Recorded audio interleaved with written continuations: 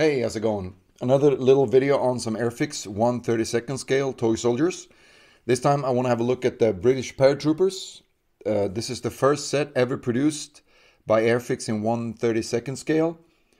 And I did a few videos on the 1983 sets, and then in the one on the SAS, I kind of claim that it was the last set ever produced for toy soldiers from Airfix, but of course there's no way to really know which one of those three sets were actually the last. But I just decided that I wanted the SAS to be that because the other two sets weren't that good, and the SAS was so much of a better set. And why not end like a 15-year run with one of the coolest units and most famous units on the planet.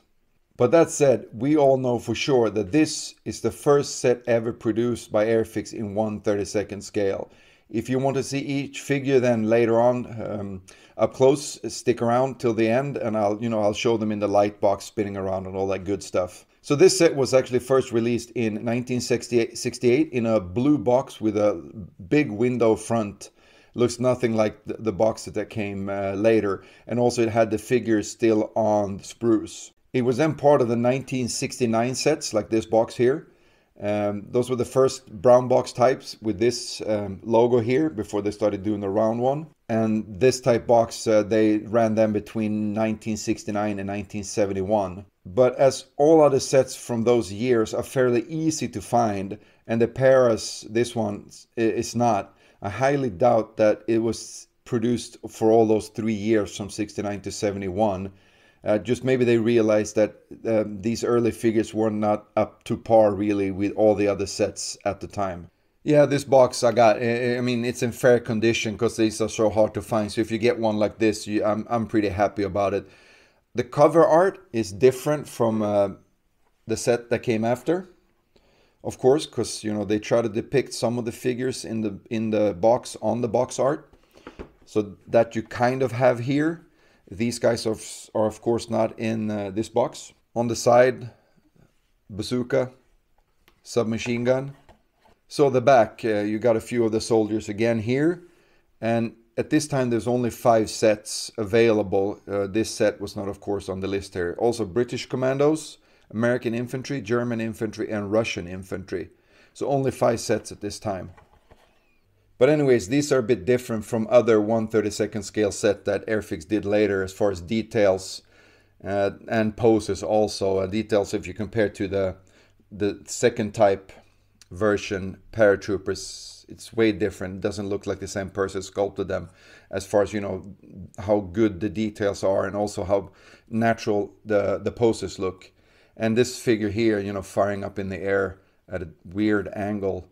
I'm not sure about that though. But the little cool thing detail is they actually got the thing right with the Denison smock here. That if you just landed, this should be buttoned up in under your crotch, which the other ones don't have, the later ones. So yeah, the kneeling soldier and I guess whatever this guy is doing, they're pretty okay. This one is just kind of, I guess, standing around. This one looks like he's actually firing his submachine gun, which I can't tell what this could be. This is just like a random toy soldier submachine gun. It's not a Thompson whatsoever. Some slight variation where this guy doesn't have the Denison smock buttoned up. I think this guy actually does. Basic equipment, some wearing backpacks, some not. They probably would have had a lot more equipment with them if they had just landed. The prone soldiers I think are fine. For the 1/72nd you get a loader with the bazooka. The other prone soldier just with his submachine gun, firing away. Not a bad figure. This figure is kind of a mystery to me. Doesn't have a submachine gun. He's got a pistol. I always say, pistol or binoculars and nothing else. Usually, it's a toy soldier officer. But the pose is just really strange. He's looking at something that could be maybe his watch or maybe like a wrist compass. But the way he looks in the face doesn't look, he looks more like he's exhausted or almost hurt. Kind of like he's actually gotten shot and he's holding up his hand or something like that.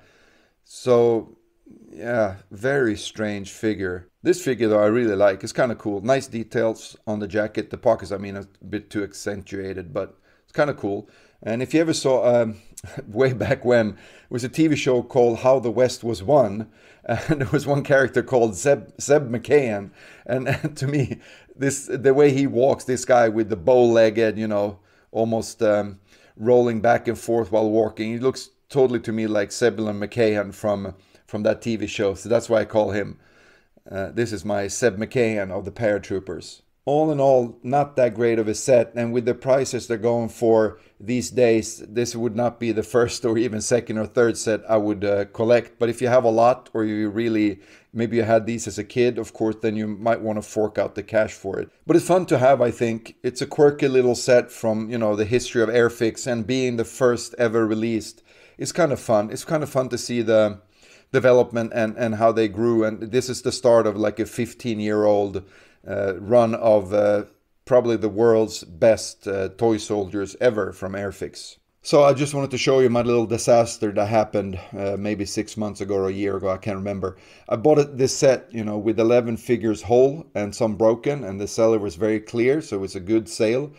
And I didn't want to keep them in this, moving around and breaking, so I put them in another box with some padding, and I dropped that box. And let me show you. Just everything breaks on them. It's not just the barrel tips or rifle tips and stuff like that. Just everything. Arms, legs, heads, everything breaks off. Yep, another head gone. So yeah, this was not a happy day when I did this, but that's the way it goes. The new set now that I bought, these are nice and flexible. Still kind of scary though to do this with them, but yeah, whole different story with these, stored a lot better. Yeah, so I was lucky to find an almost complete set, but at least it had all the poses. So now, I'm done with these because they're very expensive. I'm not going to get any more, but I'm glad I have them though. So that's it for this video. Just if you want, stick around, check up the close-ups, and I'll catch you guys in the next one.